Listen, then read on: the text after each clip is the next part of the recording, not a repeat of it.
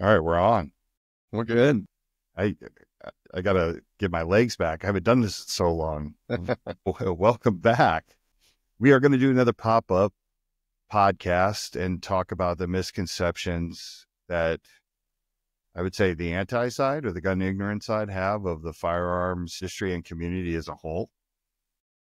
I mean, that's Yeah. what we're talking about, right? And Yeah, I think the basic idea is a lot of people praise you and how effective you're able to communicate with anti-gun people or even gun-neutral people from mental health conferences that you're going to recently or at a bar. So I think this is a good opportunity to kind of dive into some of these hot topics and common topics and see how you kind of address them and approach them.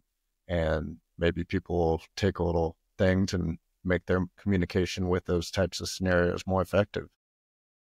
yeah, and I think this is a good time to have this as I'm right a couple days before I'm going to be in Seattle at the Firearms Violence Research Conference. I'll be speaking at. I'm actually speaking on Monday, but apparently from what I've heard about this conference is very well attended and there's very few firearms people there.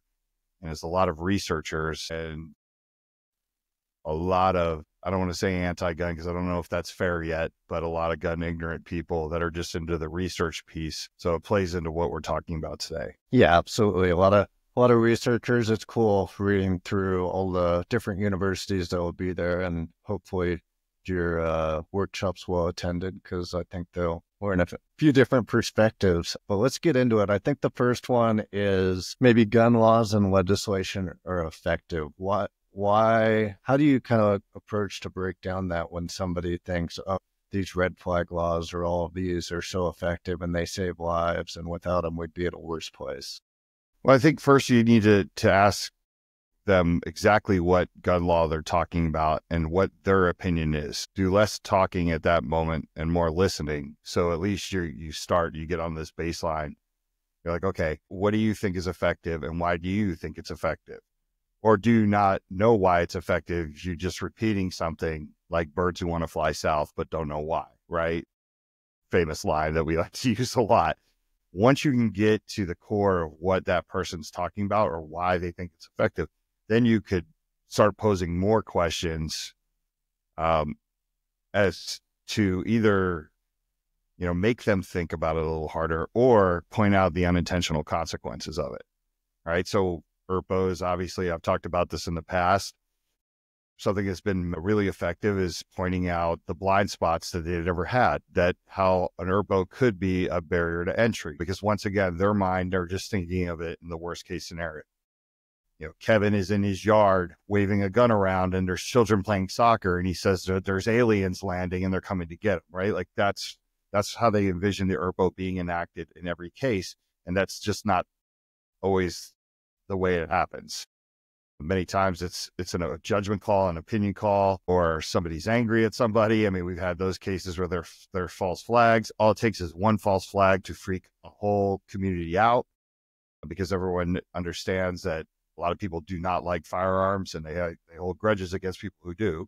Those are the things that I think, in that situation, we're talking about ERPOs, you have to bring the blind spots to the attention. Now, if we're talking about transfer laws, right? Once again, you ask them, why do you feel like this transfer law is a good thing? And they'll usually say something like, hey, you can't just give a gun to somebody. Okay.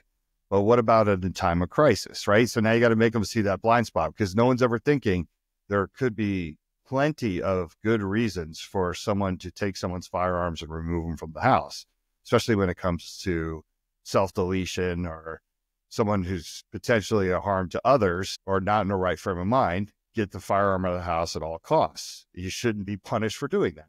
So those are two examples that I like to use, like I said, just getting people to think, getting people to have the conversation. And all this, of course, requires you to stay calm and the way you approach the thing, not acting like a know-it-all or like trying to make someone feel stupid for what they think is their truth. That's the most important thing when it comes to having these discussions. And it shines a light on why it's important for you to be there. A lot of people have maybe had negative reactions or opinions about off the talk going to certain events. But like you say, if they're shining the red flag laws in the best or case scenario where they saved a life of somebody that was really in trouble. And then there's no, yeah, but after it, then the whole audience only hears that one golden scenario where it seems like it makes sense. And they don't hear yeah, but it also causes this, and that can also be a bad thing. There's no balance, check and balances in those conversations.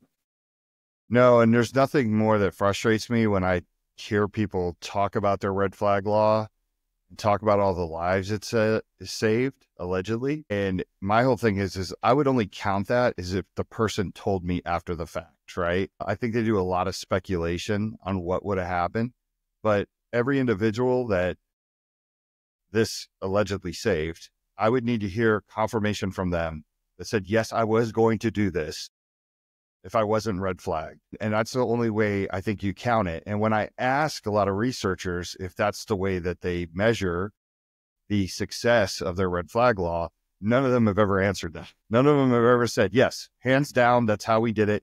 We ended up going back to the person that got red flagged. We interviewed them. They confirmed that all the negative thoughts in their head is what they were going to do. So we put them on a work list. That seems like the only logical way to do it. But, if people are going to skew their numbers, and obviously we know how much money is in research and making things look effective. So that's what's going to happen. One of the things I wanted to bring up today, I mean, we talked about this briefly because we were kind of laughing about it, is MMA fighter Sean Strickland released a tweet.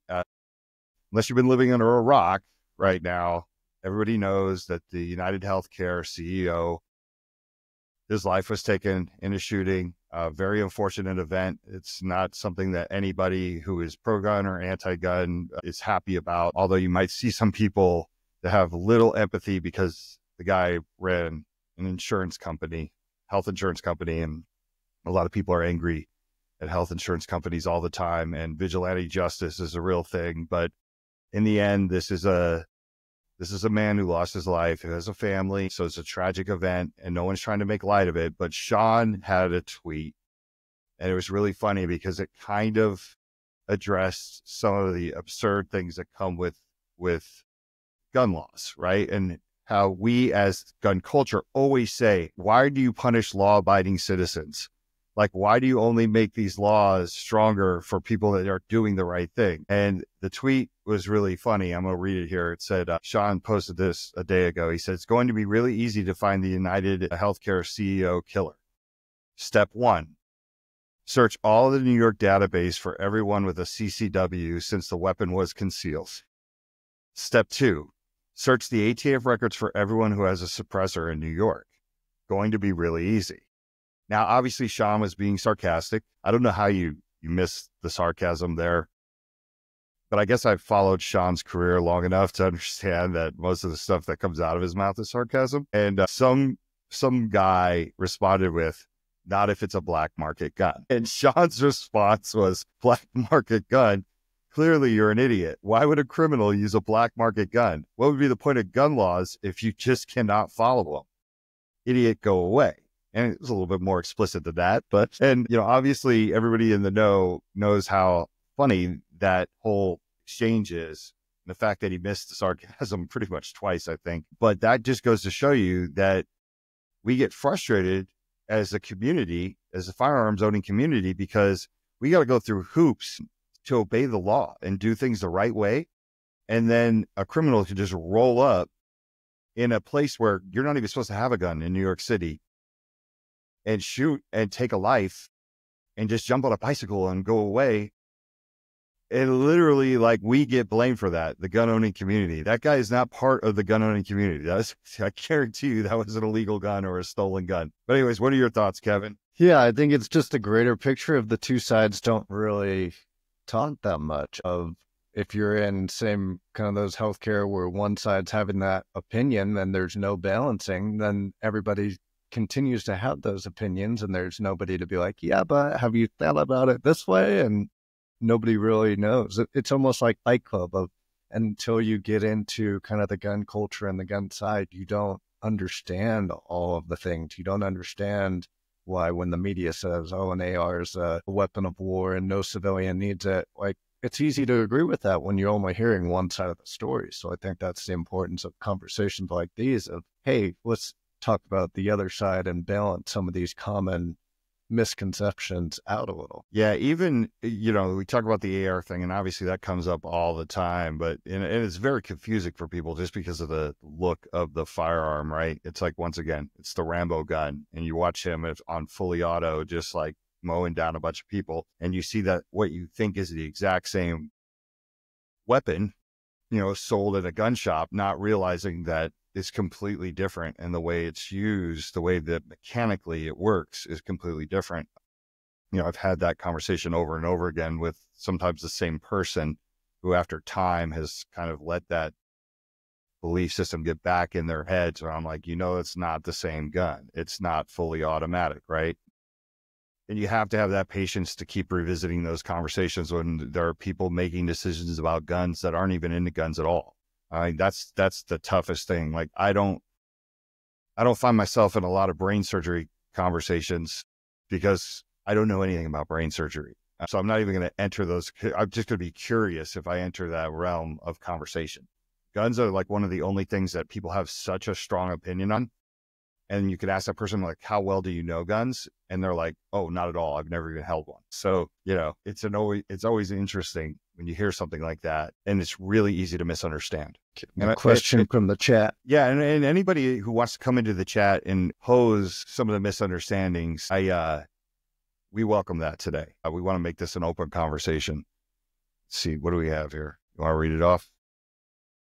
DJ asked, what can gun owners do to ameliorate the misunderstanding or the naivety of those who don't understand gun laws and their attendant issues like most of us already do? I think it's just, maybe if you can answer after, but putting in ways that people understand. Like, I know a common way I'll address the AR thing is be like, yeah, for maybe me and my home, an AR isn't my first choice, but if I lived on a large property, I definitely wouldn't want to go out there with a 9mm pistol. I would definitely be choosing an AR for my defensive firearm or something like that, and pose a different idea in a different context in a way that people can understand, or different scenarios, instead of just being like, well, it's their Second Amendment right, and just having a shallow kind of rebuttal and defense to it. Yeah, I think, let's just use the AR example for DJ Play Nice, right? Like for me,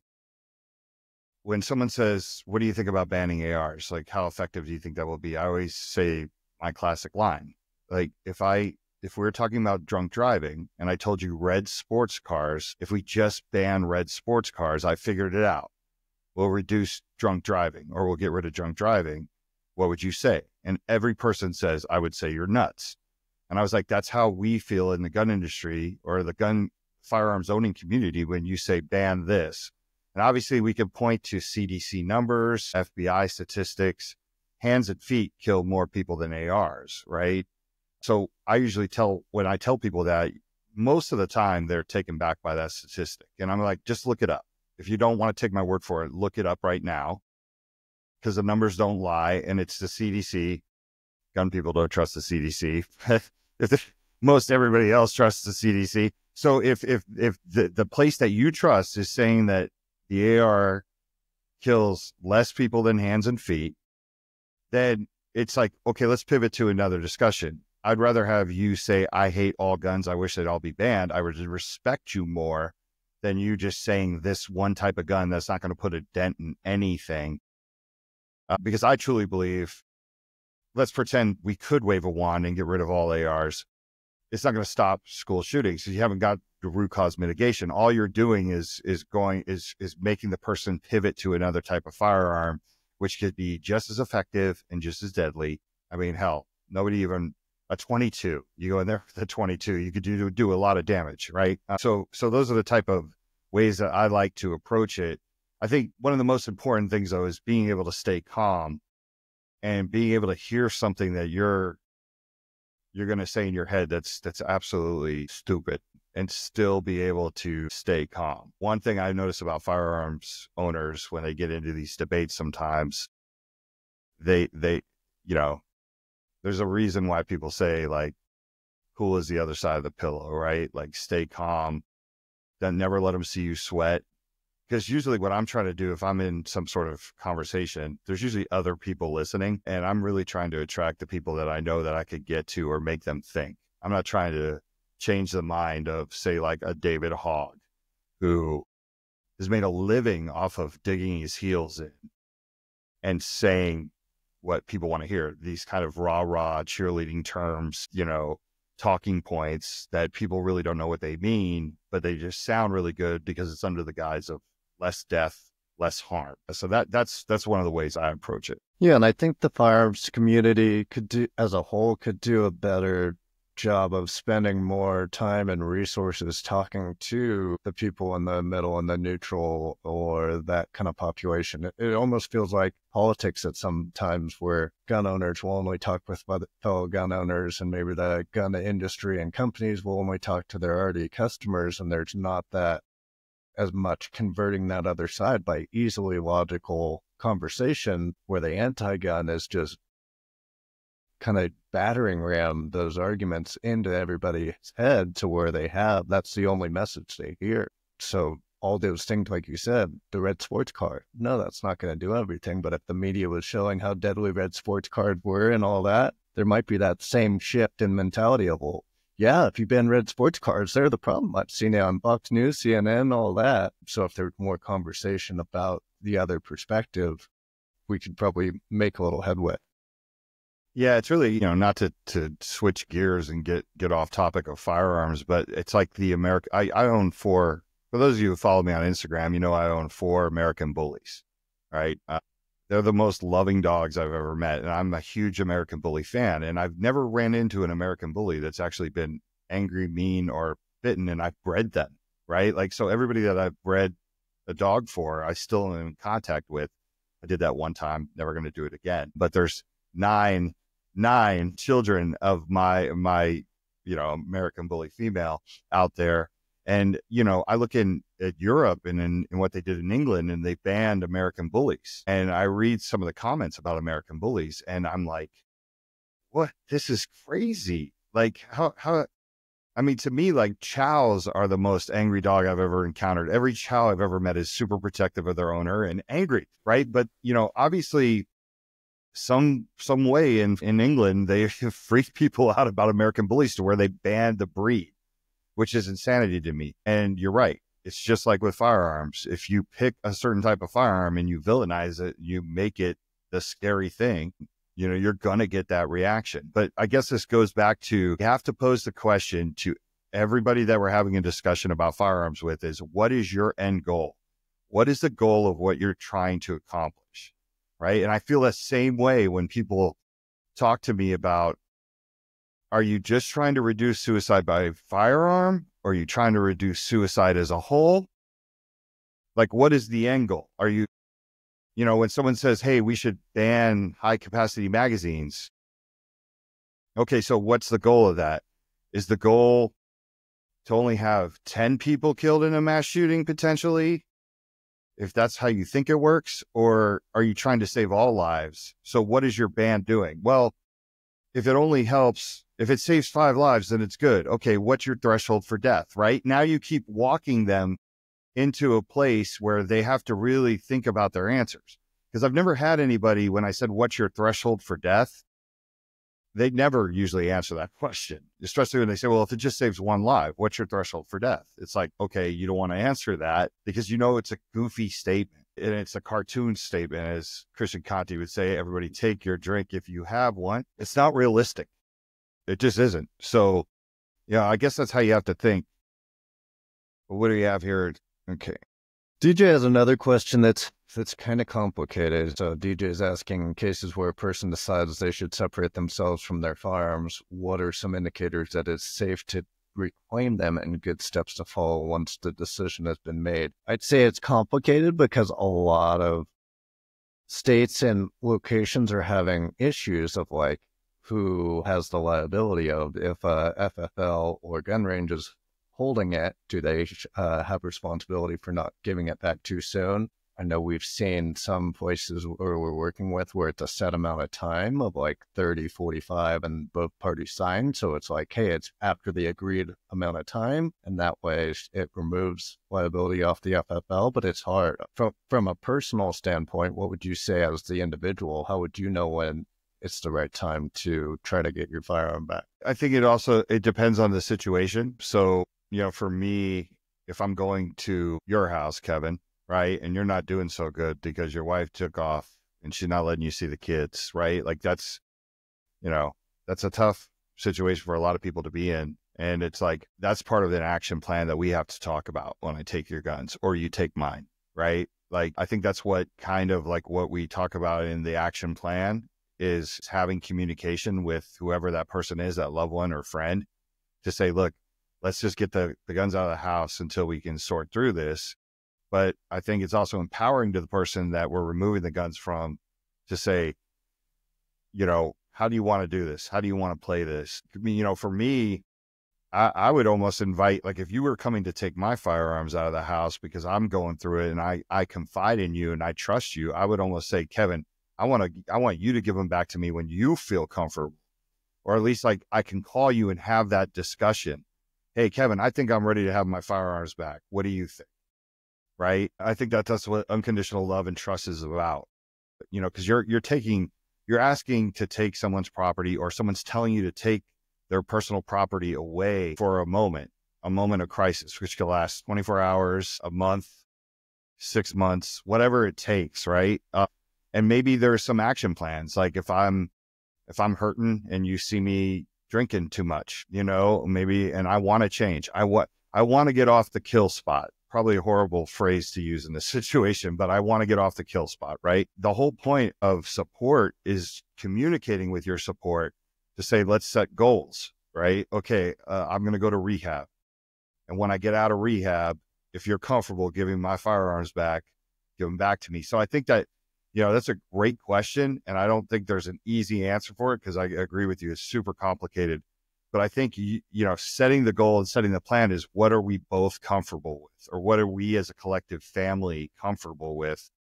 Because I'll tell you, I mean, I'll be vulnerable here and talk about, there was a time when I was going through my divorce, because I've never had suicidal ideation or anger. But, when I was going through my divorce and there were games being played by lawyers and my ex, I fully understood why people snap.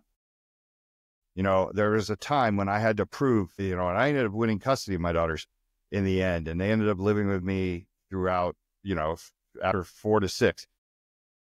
I just sent one off to college.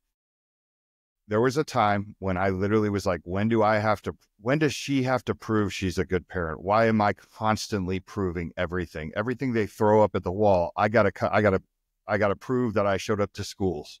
I got to prove that I helped with homework. I got to prove all this stuff. And those are times when I was like, this is where, now I get it. Now I get why people snap. Not that it's an excuse. You should never snap, right? Once again, after I just said, never let them see you sweat, stay calm. But I understood it, right? Now, part of that, if I felt like I needed to have the firearms removed, or people were like, listen, I'm worried about you, your anger, you're expressing the things you're saying, I would have had to come up with a plan for that with whoever was taking the firearms out of the house. And I think both of our responses just show the importance of answering those questions in the mental health plan. It's so much easier to outline a plan of, hey, I think this would work between us, and get that in the right mental health kind of space with your friend, and having that friend that you already know you can go to, instead of you're in a bad place, you don't really want to be vulnerable, do you seek help? There's so many more barriers. And then for the other person, oh, they are in a bad place. How do I really know that nothing's going to be bad and I regret giving the firearm back too soon? If not answering questions on the mental health plan to at least help that process early, make that situation hard. There's no easy one-size-fits-all answer.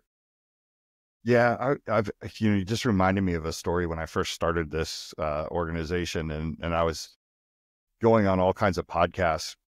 And there was this, I can't remember which one it was, but a very pro 2A podcast invited me on, and they wanted to do like point counterpoint type of deal.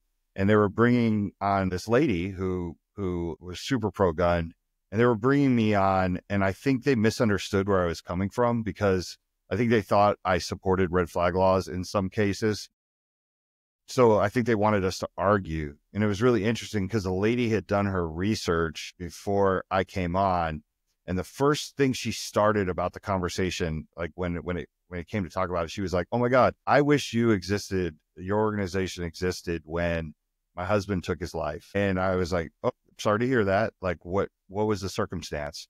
And she's like, "My husband took his life with a firearm." And she's like, "The police came to the house." And she was like, "I was so distraught that I wanted to get the guns out of the house." And she's like, "I didn't want to lose my guns, but I wanted to get the guns out of the house." And this is back in the day when we were promoting, we had this our first program for WGTA was a safe storage program for gun shops. And we realized like how cumbersome that whole project was going to be. So it's just better for us to recommend this stuff than to actually have our own program and try to go across the country and get all these gun shops signed up. So we ended up pivoting. But at the time, that was one of our major focuses. And she said, "I knew I needed time. So I just wanted the guns out of the house." And she's like, "I gave them to the cops." And she's like, "It took me over a year to get the guns back when I was ready." So to go back to Play Nice's question, right, is sometimes people know themselves. Like she knew she was ready to have the guns back in the house. She just needed to get it out there. So, there's always that you can trust the person has healed or they've gotten past the traumatic experience or the crisis that they're in as well. And I guess that's just going to come down to a judgment call by you communicating once again. Like some people, some gun owners know themselves. They know themselves so well that they're just like, "Look, I need to get it out now, but in 3 days, I'm going to be good. I just need this to pass." So I think all these things have to be weighed and measured and, calculated and talked about, discussed, and have trust. And ultimately, maybe you give someone the call like, "Hey, if you're feeling better about it, then, when I tell you I'm ready, and if you feel like I'm good, I'm good." Yeah, it would be interesting to maybe talk with one of the Armory Project in Louisiana's partners who have to go through that situation where their FFLs provide temporary storage options. How do they go through that situation in a variety of different scenarios? I bet sometimes they maybe know the customer really well, and maybe sometimes they just saw the program on the website and that's their first interaction. Yeah, I mean, one of the guys from the Armory Project is Caleb Morris, right? We've had some conversations with him, conference calls and everything like that.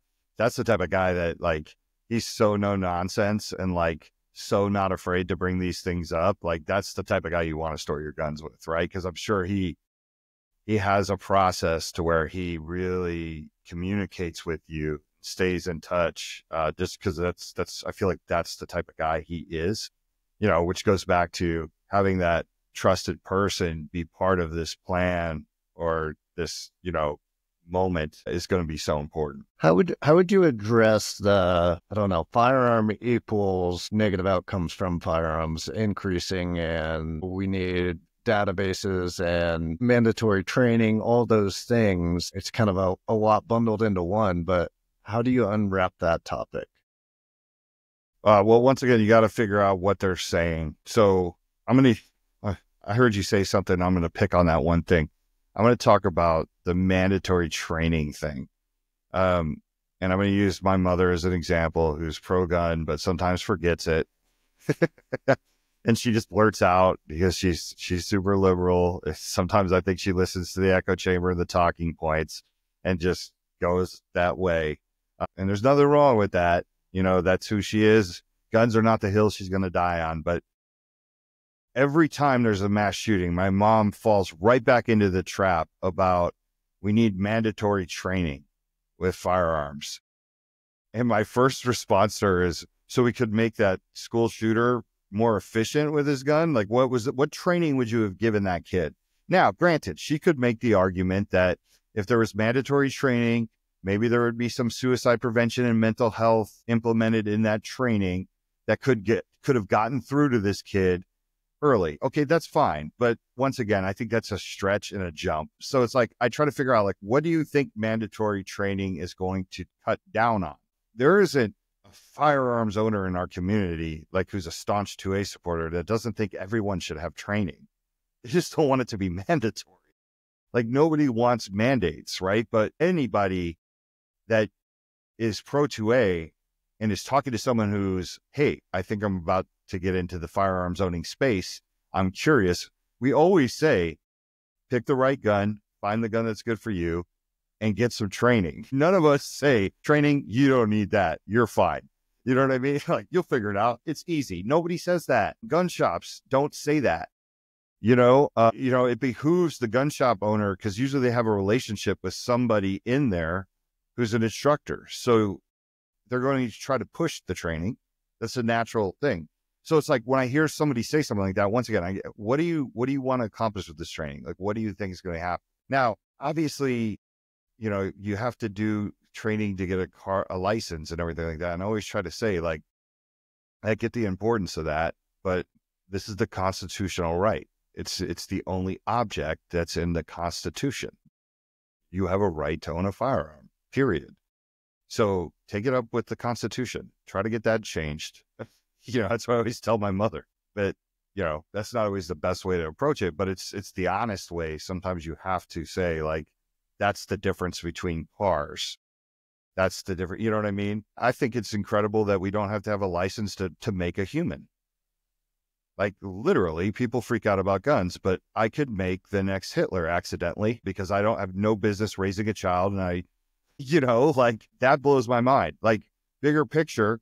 And every time I say that to someone, when they're like, I can't believe you don't need a license to own a gun or this and this and that. And I'm like, well, some states you do, but some states you don't. But how crazy is it that you don't need a license to make a human? I mean, that is wild. Yeah, there's more for adopting a dog of come out, make sure your fence height's good enough. But kid, they're like, you're on your own. Good luck. Yep. Yeah, here you go. Both you young knuckleheads.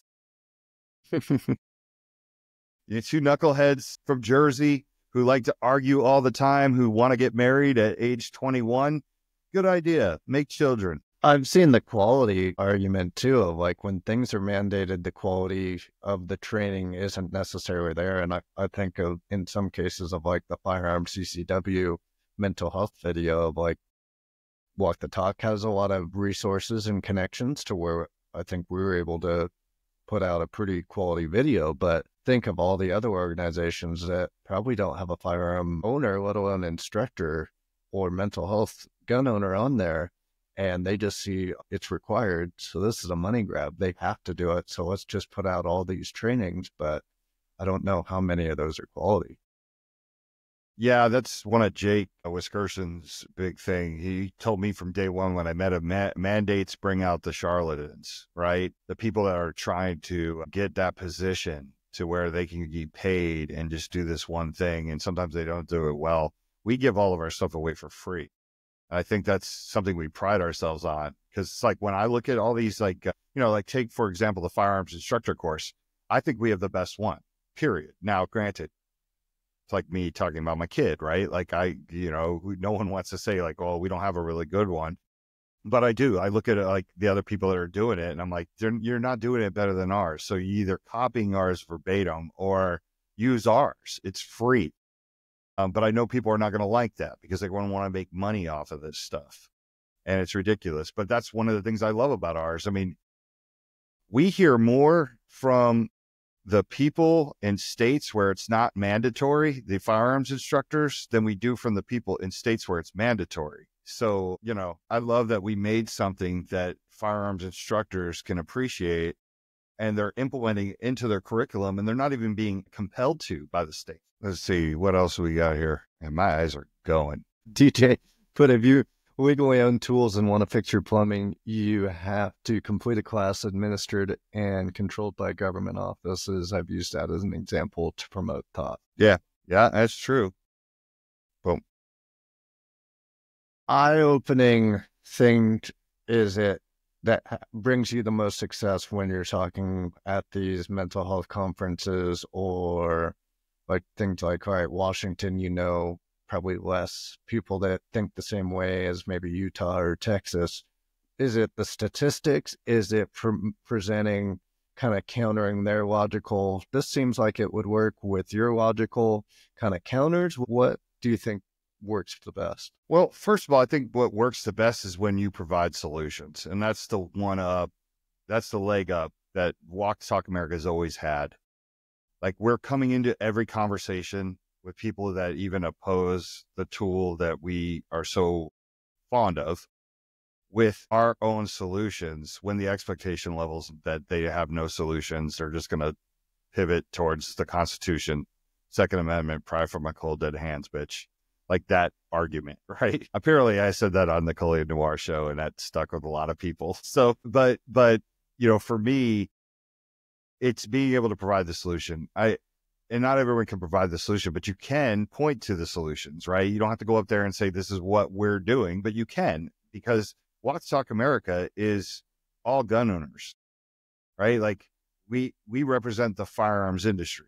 So I have no problem with a person who's not even affiliated with this organization using the Walk the Talk America solution in their argument or their discussion, their nuanced discussion with an anti-gun or a gun-ignorant person to say, this is what the firearms industry is doing.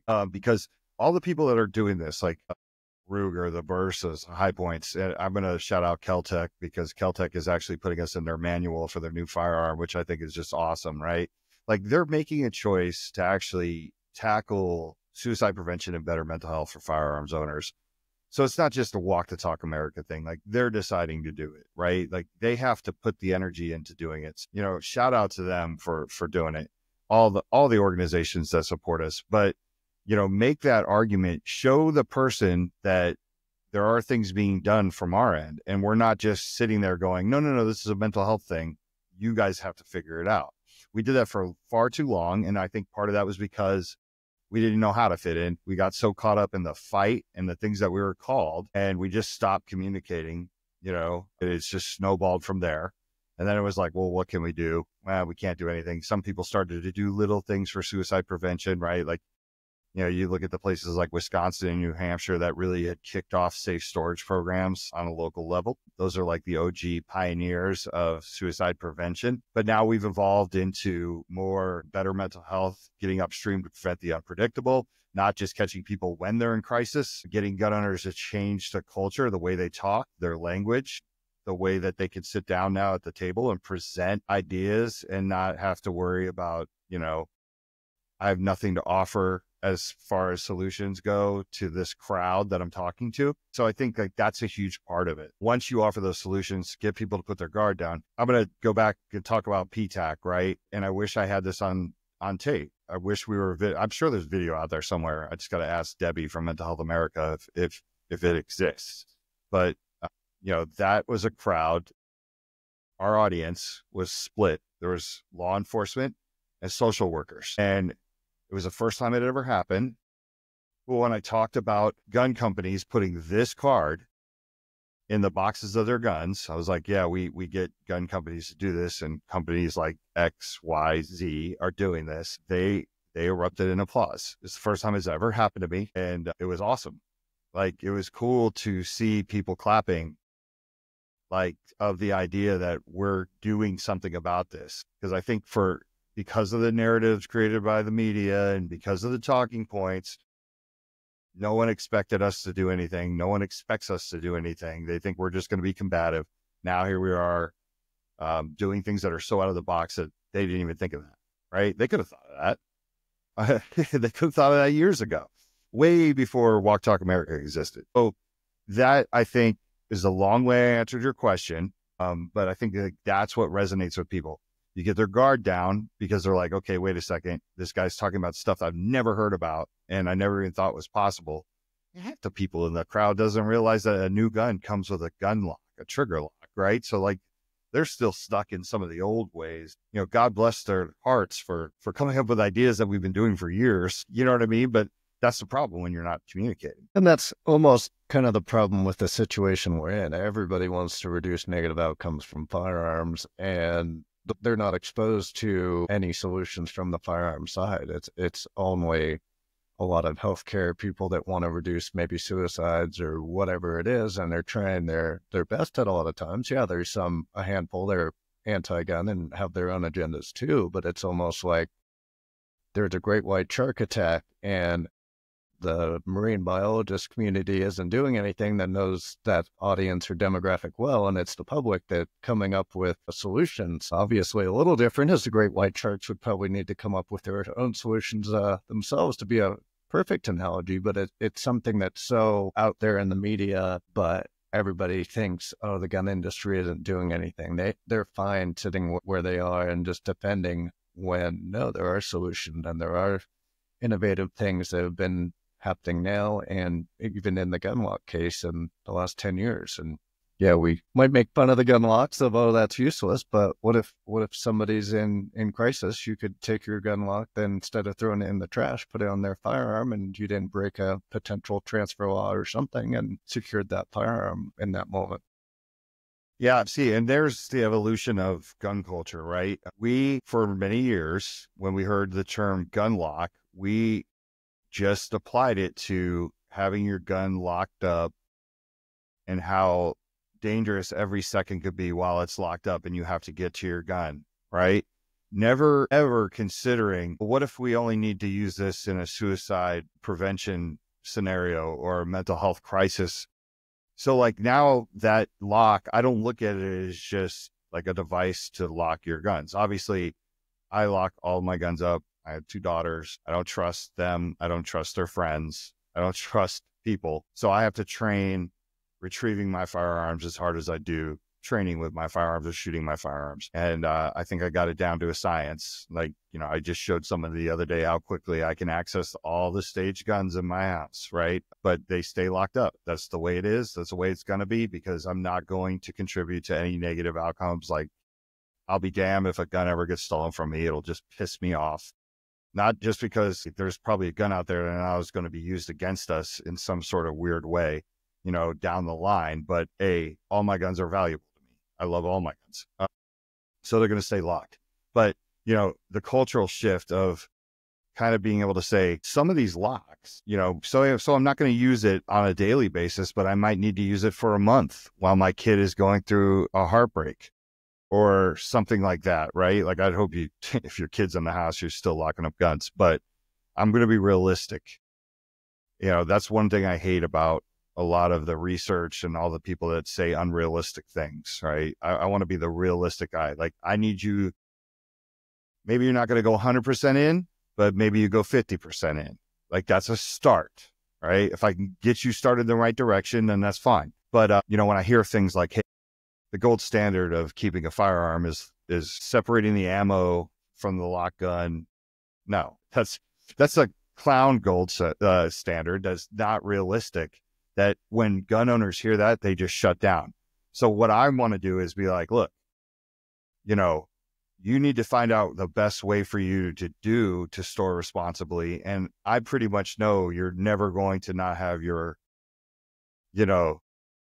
gun and your ammunition together, like they're separated. That's not real. So let's talk about how you store responsibly the way you feel comfortable doing it. And kind of changing that mindset. Okay, well, like, here's what I can do, or here's what I'm comfortable with. And that's the way we got to look at it. We can't just crap all over cable locks because we know we don't use them and everybody throws them out and think that everybody thinks like us. Like you said, you hand that cable lock to somebody. To me, the message that comes with that cable lock is probably more important than a cable lock. All the things that you could say, well, you're handing someone a cable lock and saying, hey, like, you might need this in the future. Why do you think I need this in the future? And now you could tell them, hey, like, we're gun owners. We need a mental health plan. This might be something that you use when kids are over at the house, for a picnic, or your grandkids are over, or something like that. Right? Like, that's how we got to start looking at it. And I think once we start looking at it like that, I think you gain respect, right? Because once again, they didn't expect to hear it from us. Why is separating your firearm from your ammunition a clown world? You kind of did the opposite of what you preach, of just kind of brushed it off as a clown world. But every healthcare organization we consult with or materials we see have that as the number one advice. So for somebody from the mental health or healthcare side that hears you say it's a clown world, why is that so ridiculous? Well, it's really, that was probably a little too harsh. Okay. There are probably some people that will store their firearm like that. I would not say it's the pro 2A gun enthusiast that's going to ever do that. Right. I think like that message may resonate with the person who's like, I just want a gun in the house. I'm never going to take it out and shoot it, but I want to have it just so I need it. And I know what any listener right now is thinking. Like most of our listeners are probably rolling their eyes, right? Like, okay, that's fine. But so that might work for that person. But the reason why is a clown world, because of the anecdotal world that I live in, 100% of the people I know, like when I go to SHOT Show and all the people in the industry, not one person I know stores their firearm like that. Like in the end, people still think every second counts. And in cases it might, right? The risk I'm willing to take to have unauthorized access is to have them locked up in biometric and quick access safes. But I'm not willing to not have my firearms be loaded in those safes, right? Like at least to where I can move on it. That's realistic in my world. I am not the only one who thinks like that. I know plenty of people that do the same way. I usually ask people, how do you keep it in your safe? Now, do I have safes in here where there are unloaded firearms? Of course. I have way too many firearms to not have that. I have an overflow from working in the industry for many years. But all my stage guns around the house to protect me and my family, they're ready to go. Now they're locked away. That is more realistic to me. I think gun owners, especially pro 2A and people that are really in the culture, that take training serious, that they're not going to accept like put your ammo in Mexico and bury your gun in the ground in Canada. Like I know that's like a stretch, but I mean, it works though, because you have to think of what 95 to 99% of gun owners' primary firearm is a defensive firearm. With that as the main reason most gun owners own a gun, you're thinking that I have a multi-story house. I'm going to have the firearm on the one story, and then I have to go in when I'm worried that there's probably an intruder in the home down to get the ammo. That just is a deal breaker for so many and pretty much all gun owners. Look, I have no issue with any researcher or any mental health organization or, anyone who works in behavioral health saying, look, my gold standard is you lock the gun away from the ammunition. But realistically, you're probably not going to do that. So let's talk about all the other ways that you could secure your firearm, right? That you could store responsibly. Like, I have no problem saying that, but I'm not into just making a statement to somebody and having them go, oh, okay. Even walking away and be like, that'll never happen.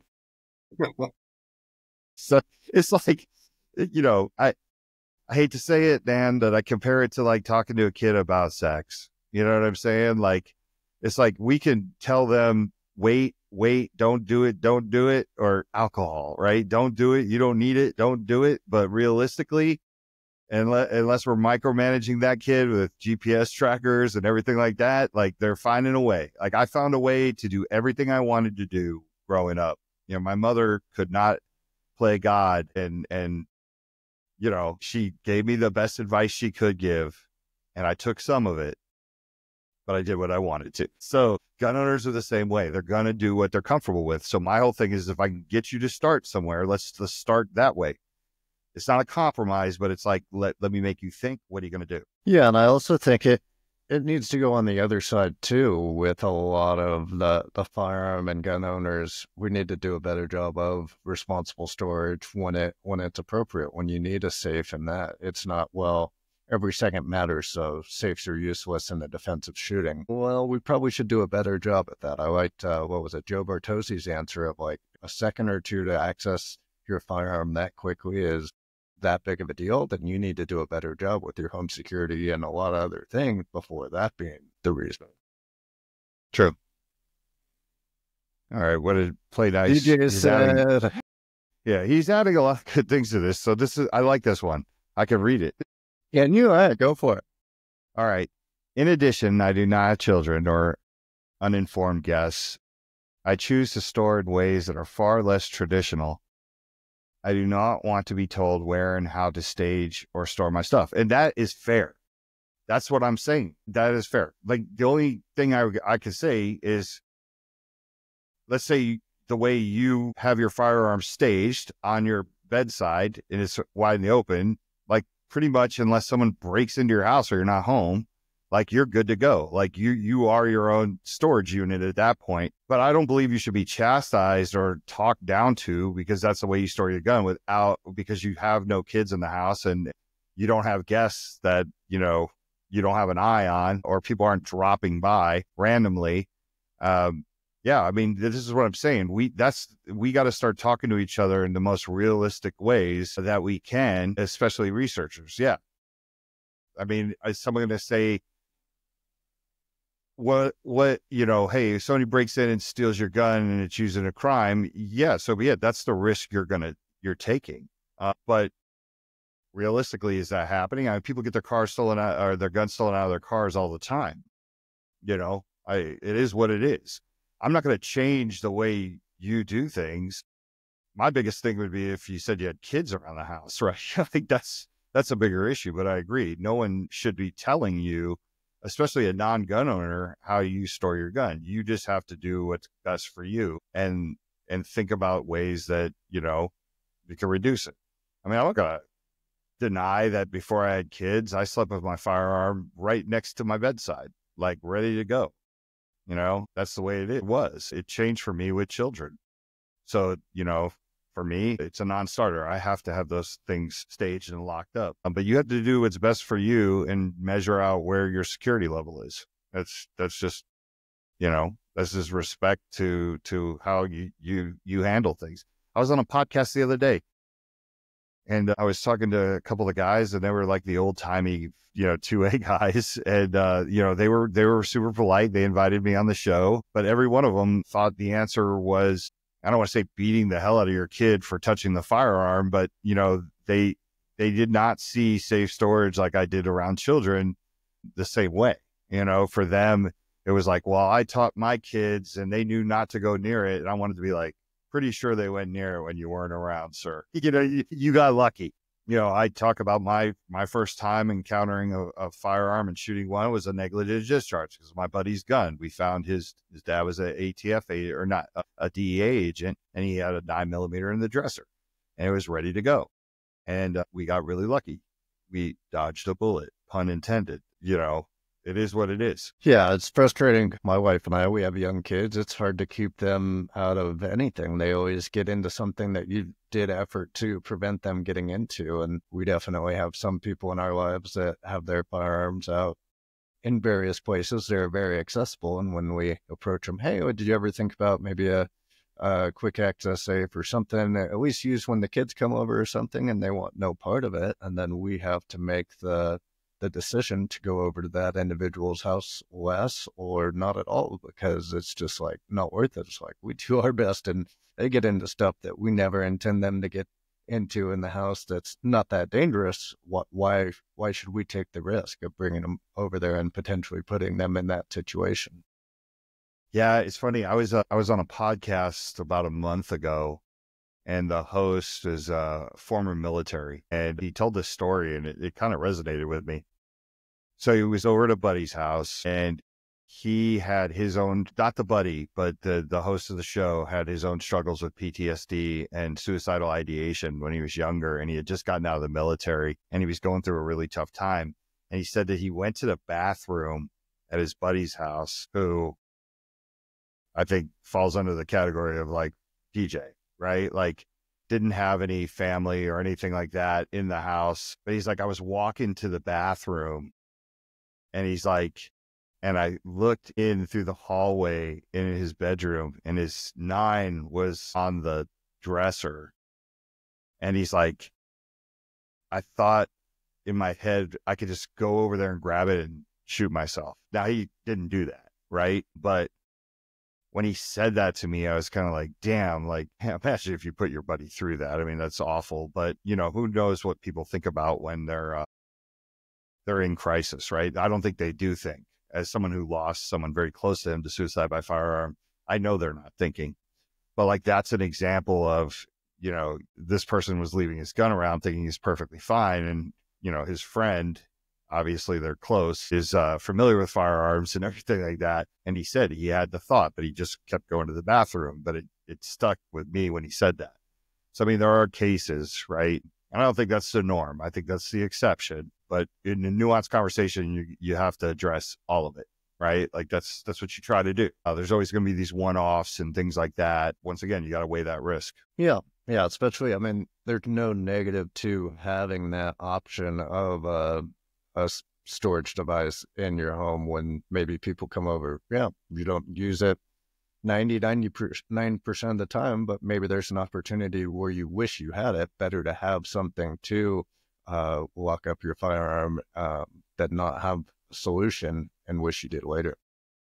Yeah, and you know, I know what probably everybody's thinking, like, hey, guy could jam a knife in his neck, right? Like we could do this all day. Like we could move a goalpost and whatever, right? I'm not here to do that because I don't work in the knife industry. I'm here to reduce negative outcomes of firearms because I work in this industry. But I sold more when I was a salesman working for Eagle, my family, when I first started, I was a salesman and they would send me on all these promotions and I would go work at gun shops and sell Bursas. And I sold more Bursas, Bursa Thunder 380s. If any of the listeners are familiar with that, we had a very popular 380. One of the things that made it so popular was we had an integral locking system. Now, a lot of people are going to roll their eyes and go, I would never use that. Well, you didn't have to. The integral locking system was there to use if you wanted to use it, but you could have a fully functional firearm all the time and never use that damn thing, like never turn that key. You got a little key that went in the side and you turned it and you went from F to S. And when you went to S, that gun was as good as a paperweight. You could throw it at somebody and really hurt them if you threw it in their head, right? That's it. Gun wouldn't go off. I sold more guns, especially to females when they would come up and say like, oh, I like the way this 380 feels in my hand. I would always talk about the safety features, right? Because I'd ask, do you have grandkids? Do you have kids? Do you have anything? Do you ever have picnics or barbecues where there's like numerous kids around? They're like, yes. And I'm like, well, if you ever do that, you could just lock the gun, put the key in your pocket, and now this thing is a paperweight. So even if a kid finds it, they're not going to be able to do anything with it except throw it. And I sold more guns like that than I think most people would believe, because they were like, oh, I like that feature's on there and I could do that. I could just make the gun inoperable when I want to. Doesn't have to be all the time. Could just be a moment, right? It could be a few hours and then we unlock it and go back to the way it was. So yeah, I mean, you just got to think about all the different ways that you could store it and when it's necessary. All right. I think we did good. We hit a little bit over an hour. We don't need to get into another topic for an hour and 30, but hopefully this was good for other people. I get long-winded, man. Like, yeah, good. We accomplished what we wanted to do.